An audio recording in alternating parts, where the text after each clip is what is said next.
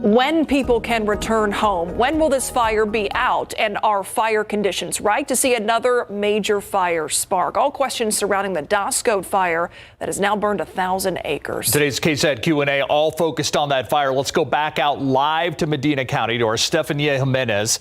She is standing by with an expert, and right off the bat, Stefania, I want to know where the name came from, Wettstad. Yeah. We're going to get to that in just a moment. So far we know that more than 1,000 acres have been burned as a result of this fire. It is more than 70% contained, excuse me. But fire crews are definitely making some progress here. Joining us live to talk more about that is James Wettstad with Texas Forest Service. Thank you so much for being here, sir. Glad to. So the first question is the one. Let's get to Steve's question right now. Wettstad, where does that come from?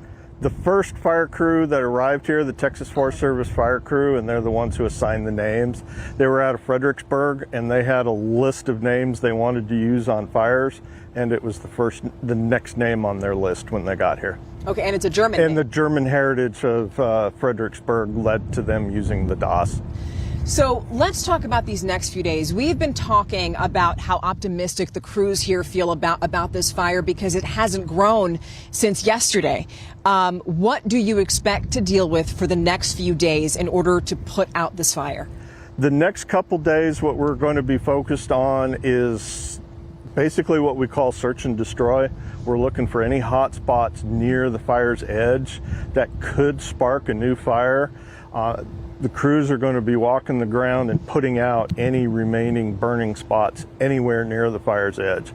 Usually we go in about 300 feet and try to find anything that could start a new spot. You were talking about those spots, and as we speak right now, not too far from where we are, we're on County Road 271 right now. In the distance, if our photographer can show us there is some smoke billowing there in the background. And you're saying that fire, whatever's burning there, is within the perimeter, right? That's in the center of the burned area, way in the distance. So it's far enough in that there's not a threat. Even with a strong wind, it's going to throw embers across the line.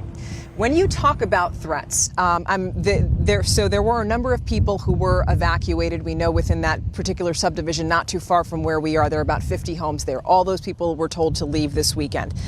For those who are just outside of the evacuation area, you got to figure they're breathing in some of this smoke. What would you tell them? During an active fire, like Saturday when we had the big column that built up and the smoke was laying down, or in the mornings, yeah, the smoke can be hazardous to your health. For a day or so, it's usually not that big of an issue unless you have breathing problems. If you do, you would definitely want to use good quality masks like an N95.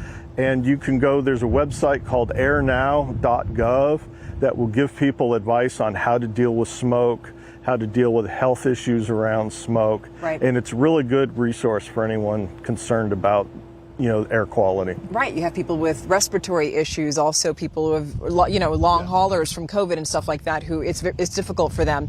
The other thing we wanted to talk about is that every person we have spoken to here, they've never dealt with something like this. When you hear about wildfires, when they've heard about wildfires, they thought California. They didn't necessarily think Texas or this particular area. But you've been all around the country, right? To talk about this. What can you tell people about this, how it's time for them to prepare, and that when you hear there's a red flag warning, that would include everyone in your area? Yeah, Texas is actually, year after year, has some of the highest acres burned of any state in the country. It's up there with California and some of these other western states.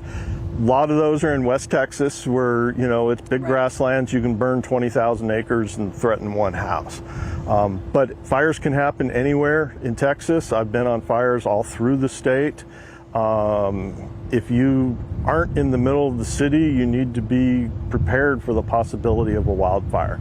You need to make sure that there's not high grass growing up to your house, that there's not trees and brush close to your house. Look into what needs to be done to create defensible space around your house so that the firefighters have a chance to save it. If you've got flammable material right up to your house, there's nothing we can do to protect it. Now, just we have 20 seconds left. Do you have a message for the people who are waiting to go back home, who have been evacuated? If you could just tell them something. We understand your frustration, and our number one priority at this point is getting people back in their houses. That's our goal, as quick as possible. All right. James Wettstad, thank you so much for joining us. Thank you. Mr. Wettstad with the Texas Forest Service, and that's the end of our Q&A, and now we're going to send things back on over to Steve and Myra in the studio.